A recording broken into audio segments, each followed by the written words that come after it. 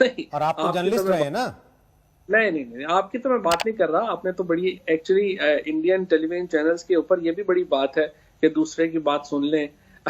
यहाँ तो रवाज ही खत्म हो गया, बट आपने सुनी, आपकी मेहरबानी। नहीं, हमारे यहाँ भी ऐसे हैं जो आपको बुलाएंगे, आपको सुनेंगे नहीं, लेकिन आपकी बातें पार्लियामेंट में सुनने के बाद मुझे तो लगा था आपको बधाई दूंगा तो आप खुश होंगे, पर आप अपनी बात से पलट रहे हैं। आप कह रहे हैं नहीं, मैं तो 14 तारीख की बात कर रहा था, मैंने 26 की तो बात ही नहीं की। और उस नहीं, तारीख के लिए भी आपके एक साथी कल क्या कह रहे थे? वो कह रहे थे कि 9 बजे तक तो हिंदुस्तान अटैक कर देता, हमारे आर्मी चीफ को पसीने आ रहे थे। अब सर वो झूठ बोल रहे थे या आप? देखिए बात यह है कि पॉलिटिशियंस एक दूसरे को डिस्क्रेडिट करने के लिए इस तरह के स्टेटमेंट्स देते हैं। और दोबारा मैं आपको दोबारा ये कहूंगा कि अगेन उन्होंने जो स्टेटमेंट दिया वो आर्मी चीफ का तो उन्होंने नाम ही नहीं लिया। वो हमारे फॉरेन मिनिस्टर साहब को कह रहे थे, और वो इसलिए कह रहे थे कि वो हमारे खिलाफ है। जाहिर है जिस तरह से हिंदुस्तान के अंदर एक दूसरे की एक पॉलिटिशियंस एक दूसरे का टांग खींचते रहते हैं, पाकिस्तान में भी यही है, पूरी दुनिया में ऐसा ही है। और वो भी उन्होंने आर्मी चीफ का नाम नहीं दिया है। और जो लोग खैर जनरल बाजवा को जानते हैं, हिंदुस्तान में आपके बहुत सारे ऑफिसर जनरल बाजवा को जानते हैं, उनको पता है कि उनका कुछ हो जाए टांगे कांपने वाला वो बंदा नहीं है। वो बहुत तगड़ा आदमी है और उसको पता है कि कब क्या करना है। मैं आपका बयान पढ़ के सुना देता हूं। आपने कहा हमने हिंदुस्तान को घुसकर मारा है। पुलवामा में जो हमारी कामयाबी है वो इमरान खान की क़यादत में इस कौम की कामयाबी है, जिसके हिस्सेदार हम भी हैं और आप भी हैं। ये कौन से पुलवामा का जिक्र कर रहे थे सर आप? ये देखिए, जब आप पुलवामा की बात करते हैं ना, तो वो जो 96 आवर्स का बालाकोट के बाद का सारा वाकया है ना, जैसे आप 1965 की जंग का कहते हैं, तो 1965 की जंग क्या थी? आप वो तो ऑपरेशन जबराल्टर का फिर अलहदा जिक्र करें। कारगिल की जंग क्या थी? कारगिल को हम पहले कहें कि एलओसी के ऊपर ये हुआ, फिर वो हुआ, और जब अगर आप पूरा करते हैं तो आप कहते हैं कारगिल में ये हुआ, 65 में ये हुआ, 71 में ये हुआ। तो आप एक उसको जोड़ देते हैं ना, तो वो ये मतलब थोड़ी है। आपने इसी स्पेसिफिकली पुलवामा शब्द कहा। यहां जी पुलवामा में बिल्कुल। अटैक हुआ था, सेना के जवान तो शहीद उससे हुए थे, इसलिए नहीं, उसके पुलवामा बाद पे मेरा सवाल है। आप क्योंकि जिस तरीके से आप बता रहे हैं, मुझे लगता है आप बहुत गहराई से उस इलाके को जानते हैं, तो आपको मालूम है सर पुलवामा है कहां एक्चुअली, जिसका आप जिक्र कर मैं रहे थे? आपको नहीं, मैं आपको थोड़ा सा ये बता दूं। अगर आप इसके बाद 30 सेकंड आगे चले जाएं मेरी वीडियो में, तो आपको वजाहत भी मिल जाएगी। बट अनफॉर्चुनेटली हमने तो चूंकि अपनी मर्जी की चीजें पिक करनी है और हकीकत से तो पड़े रहना है, तो हम अगले 30 सेकंड की नहीं दिखाएंगे। हमने तो हकीकत आप से 30 भागना सेकंड होता पूरा तो हम आपको क्यों बुलाते सर? हम उतना ही नहीं चला नहीं लेते और छोड़ देते नहीं नहीं और कह देते देखो नहीं पाकिस्तान का मंत्री बोल रहा है। नहीं, बिल्कुल सही आपको बात हमने है। बुलाया नहीं है और आपकी बात नहीं सुन नहीं भी रहे हैं बार बार, तो नहीं उसके नहीं पीछे नहीं, वजह बिल्कुल यह है कि हम चाहते हैं पूरी बात आप बताएं। जो बातें आज तक सामने नहीं आई वो आप रख रहे हैं तो रखें, खुल के रखें। जी बिल्कुल। मैं तो खुल के रखने ही का कायल हूँ। और जो लोग मुझे फॉलो करते हैं, जो लोग मुझे देखते हैं, बहुत हिंदुस्तान में भी बहुत लोग मुझे फॉलो करते हैं, उनको पता है कि टेररिज्म के ऊपर मेरा क्या स्टांस रहा है, एक्सट्रीमिज्म के ऊपर मेरा क्या स्टांस रहा है और है, और बाकी मामलात के ऊपर इंडो पाक पीस को लेके मेरा क्या स्टांस है। सो जो लोग मुझे जानते हैं उनको मालूम है कि मैं कभी भी किसी टेररिज्म इंसिडेंट का सपोर्ट ना करूंगा, ना करता हूं, ना ही आगे भी कभी करूंगा। जहां तक इस बात का ताल्लुक है कि जो 26 फरवरी को जिस तरीके से इंडिया ने पाकिस्तान की खलाई हदूद की खिलाफ वर्जी की और उनके जहाज बालाकोट आए, उसके बाद जो रिटेलिएशन हुई वो पाकिस्तान का हक था। और अगर दोबारा हिंदुस्तान ऐसा करेगा, हम फिर घुस के मारेंगे। कश्मीर के बच्चों को, लड़कों को भड़का के टेररिस्ट बनाना, आपको लगता है ये बहादुरी का काम है, ये शान का काम है? कभी कोई इस तरह से टेररिस्ट नहीं बनता है जिस तरीके से आप बता रहे हैं ना। और हम बाहर बैठ के ये आप कहें कश्मीर के अंदर तो कोई प्रॉब्लम ही नहीं है, बाहर से बैठ के पाकिस्तान सब कुछ करी जा रहा है। और एक्चुअली तो हमारे तो कोई कश्मीर में बिल्कुल पॉलिटिकल भी सारी सिचुएशन ठीक है, लोग भी सारे खुश हैं। और अगर पाकिस्तान ना होता तो कश्मीर में तो बड़ा पीस होना था। ऐसा नहीं होता है। ये आप अपनी हकीकत से नजरें चुराना चाहें, आपकी अपनी मर्जी है। और अगर आप हकीकत को जानना चाहें तो the fact of the matter is Kashmiris don't want to live in India. उन्होंने आपसे आके कहा है? आप आज प्लेबिसाइड करा लीजिए। मैंने आपसे पूछा, आपसे आके कहा है किसी ने? कश्मीर की लीडरशिप क्या कह रही है सर? आज? आपसे आके कहा है क्या किसी कह ने? रही? हमसे ही आपको अप्रोच किया है किसी ने कि आप हमारी मदद करो, हम फंसे पड़े हैं, फवाद साहब, इमरान खान हमें बचा लो आके? किसी ने कहा है आपको? कश्मीर से जो आवाज आ रही है वो पाकिस्तान के लिए आ रही है। आज आप रैली करते हैं, वहां पे कहते हैं पाकिस्तान जिंदाबाद। ऐसे तो फिर आपकी जो आवाज आ रही थी पार्लियामेंट से, जिसमें आपने कहा कि मेरा आपने आधा सुना बाकी आधा नहीं सुना, तो मैं उसको फिर वैसे ही मानूंगा जैसे आप इस आवाज को मान रहे हैं? या फिर बताइए आज कि किसने कश्मीर से आपको अप्रोच करके कहा कि इमरान खान हमें बचा लो, आके हम फंस गए? आप आज कश्मीर के अंदर देखिए, हर घरों के ऊपर पाकिस्तान के झंडे लहराते हैं। कश्मीर के अंदर पाकिस्तान का सेंटिमेंट है। अगर आप आंखें बंद कर लें, ये आपने कहां देखा है? ये आपने कहां देखा है? आपको पता है कश्मीर के कितने लड़के आईएएस आईपीएस बन रहे हैं? आपको पता है कश्मीर के कितने लड़के फौज में भर्ती के लिए खड़े हो रहे हैं जाके? वो किसके लिए खड़े हो रहे हैं? जितने भी खड़े हो रहे हैं, उन्होंने भी आखिर में आजादी की लड़ाई में ही शामिल होना है।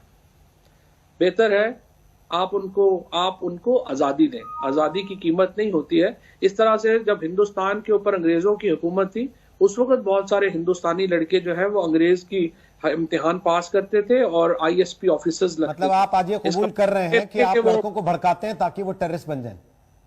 इसका मतलब ये नहीं है कि वो आजादी पे सौदाबाजी कर लेंगे। आप कबूल कर रहे हैं इस बात को कि आप लड़कों को भड़काते हैं कि आप टेररिस्ट बने? मैं आपसे सिर्फ ये कह रहा हूं कि अगर आप हकीकत से आंखें बंद कर लें, हकीकत बदल नहीं जाती। आपको एम्बैरेसमेंट हुआ? पाकिस्तान एम्बैरेस हुआ उनके बयान से, या आपके बयान से ज्यादा एम्बैरेस हुआ पाकिस्तान, जिसमें आपको आके बार बार ये भी बताना पड़ रहा है कि नहीं मेरा बयान इतना ही नहीं था, 2.5 सेंटीमीटर का नहीं था, 3.5 सेंटीमीटर का था? तो जाहिर है अगर आप उसमें से 2.5 सेंटीमीटर निकाल दें और अपनी मर्जी के अपने टीवी चैनलों पे चल रहा है, हमने कोई अलग नहीं बनाया, आपने जो बोला वही सुनाया। नहीं, हमारे अपने टीवी चैनलों के ऊपर पूरा चल रहा है। आपके टीवी चैनल आपको फोन कर करके सफाई क्यों मांग रहे हैं सर कि आपने ऐसा क्यों बोला? अभी सुन रहा था मैं। नहीं, मेरे टीवी चैनल को मैंने आपको बताया था कि मैंने टीवी चैनल पे जो पॉलिटिकल सिचुएशन है उस पर बात की है। इस पे तो मेरे से किसी ने भी नहीं पूछा। इमरान खान ने इस्लामोफोबिया को लेके अचानक वो काफी एक्टिव दिखाई दिए हैं, खासतौर पे फ्रांस की घटनाओं के बाद जो पूरी दुनिया में माहौल बना है। वो कह रहे हैं कि इस्लामोफोबिया फैलाया जा रहा है। कुछ लोगों को लगता है कि वो ये एक्टिविज्म जानबूझ के कर रहे हैं ताकि पाकिस्तान की टेरर एक्टिविटीज को एक कवर दिया जा सके। आप क्या कहेंगे इस पर? देखिए, मेरा ख्याल है कि हर बात के ऊपर अगर आप इसको इस तरह से जोड़ना शुरू कर देंगे तो जाहिर है कि वो तो एक बिल्कुल बेवकूफाना बात है। जो भी मुसलमान, और जाहिर है कि हिंदुस्तान में बहुत ज्यादा मुसलमान है, और उनका जो मुसलमानों का जो ईमान है वो मुकम्मल ही नहीं होता इश्क रसूल के बगैर। और जो लोग भी मुसलमान हैं वो हजरत मोहम्मद सल्लल्लाहु अलैहि वसल्लम से इश्क करते हैं, उनकी तौहीन नाकाबिले बर्दाश्त है। चीन में मस्जिदें तोड़ के टॉयलेट बना दिए गए, इमरान खान ने एक शब्द नहीं बोला उस पर। ये कैसा साथ है? ये तो आपका ये तो हिंदुस्तान का मीडिया ये बात करता है। सर हमारा मीडिया नहीं, ये चाइनीज मीडिया बता रहा है, हमने नहीं बताया। ये चाइना से हमारी आपके यहाँ बैन होगी शायद कि देखने ना दी जाए लोगों को, लेकिन यहाँ दिखता है सब कुछ। आप ही के मीडिया पे आता है। और आप लोगों को चाइना फोबिया हुआ है आजकल। आप चाइना से अपने मामला ठीक करें बजाय इसके कि हर एक के खिलाफ ही आप रोते पिटते रहे। तो आपके हिसाब से चाइना में मुसलमान खुश हैं, बहुत आराम की जिंदगी जी रहे हैं, बहुत बढ़िया चल रहा है उनका वहां पे? हिंदुस्तान से तो 12 हालात वहां बेहतर हैं। जो कुछ हिंदुस्तान में हो रहा है, जो उइगर मुसलमानों के साथ हो रहा है, वो हिंदुस्तान के मुसलमानों से बेहतर हालात में है। कि फ्रीजर से गोश्त निकल आए और लिंचिंग कर रहे हैं आपके यहाँ लोगों को। यहाँ पे मुसलमानों के साथ जो हो रहा है, पाकिस्तान की उस पर सहमति है? पाकिस्तान मंजूरी देता है उसको? मेरा ख्याल है कि वहां पे मुसलमानों के जो हालात हैं वो हिंदुस्तान से बुरे हालात तो इस वक्त दुनिया में कहीं नहीं है। इतना डर क्यों लगता है सर आपको चीन से? इतने बड़े मंत्री हैं आप, इतना डरते हैं चीन से? भाई बात यह है कि आपकी लड़ाई है उसको मना कर रहे हैं आप। मैं कौन सा कह रहा हूं आप हिंदुस्तान के साथ लड़ाई लड़िए चीन से? मैं तो केवल ये कह रहा हूं जिन मुसलमानों के लिए आप दुनिया भर को चिट्ठियां लिखते घूम रहे हैं इमरान खान, वो मुसलमान चीन में हैं, पिस रहे हैं, दब रहे हैं, मर रहे हैं, उनको उनका मजहब नहीं मानने दिया जा रहा। आप कम से कम 2 अक्षर तो बोल सकते हैं उनके लिए। इतना डरते क्यों है चीन से? मुझे पता है लद्दाख में अभी आपको जो मार पड़ी है उसके बाद आप बहुत दुखी हैं चीन को लेकर के। तो लेकिन आप चीन से अपनी लड़ाई खुद लड़िए, हमें क्यों शामिल कर रहे हैं? लद्दाख में किसने किसको मारा है, जिसको पता है उसको याद है अच्छे से, और याद रहेगा, और कभी भूलेगा नहीं वो उस चीज को। लेकिन मैं फिर पूछ रहा हूं, आप चीन से इतना डरते क्यों हैं? क्यों आपको डर लगता है ये कहने में कि चीन मुसलमानों के साथ ठीक बर्ताव नहीं कर रहा? और मुझे नहीं पता कि 1962 में जब इतनी बुरी शिकस्त हुई हिंदुस्तान को चीन से, अब दोबारा किसने हिंदुस्तान को ये बताया कि सर दोबारा भी मार एक जरूरी है। कहावत है, आप तो बड़े अच्छे से समझते होंगे, खुद मियाँ फजीहत औरों को नसीहत। तो कम से कम आपको तो ऐसी बातें नहीं करनी चाहिए पाकिस्तान की तरफ से बोलते हुए। मैं एक चीज और पूछ रहा हूं, FATF में अभी जब ग्रे लिस्ट में नाम आ गया पाकिस्तान का, तो आप लोग बड़े खुश हुए थे कि चलो ब्लैक लिस्ट होने से बच गए। आपको लगता है कि आपने लास्ट स्टेप जो ब्लैक लिस्ट होने के लिए चाहिए था वो आज उठा दिया पार्लियामेंट में, ये बोल के कि पुलवामा के लिए क्रेडिट इमरान खान को जाना चाहिए, भले ही अब आप डिनाई कर रहे हैं कि नहीं मैंने वैसा नहीं कहा था। नहीं, मेरा ख्याल है कि FATF में तो फरवरी में हम जो है वो बिल्कुल मुकम्मल बाहर आ जाएंगे और उसमें कोई ऐसी कोई इशू नहीं है। लेकिन जहां तक इस बात का ताल्लुक है कि हिंदुस्तान का जो मुसलमान है वो परेशान है, सर उसने कश्मीरी आपको वोट नहीं परेशान। देना, उसने जिसको वोट देना वो उसी को देगा, तो उसके लिए कैंपेनिंग करने का फायदा नहीं। लेकिन चाइना के साथ आपके स्ट्रेटेजिक टाई अप्स हो रहे हैं, आप बिजनेस डीलिंग्स में हैं, आप उनकी एक कंपनी बन चुके हैं, तो कम से कम चीन में जो मुसलमान होंगे उनमें हो सकता है कुछ एक आपके यहां से भी जाने पड़े, उनकी बेहतरी के लिए थोड़ी दुआ कर लीजिए, चीन से मांग लीजिए। डर क्यों रहे हैं इतना चीन के बारे में बोलते हुए?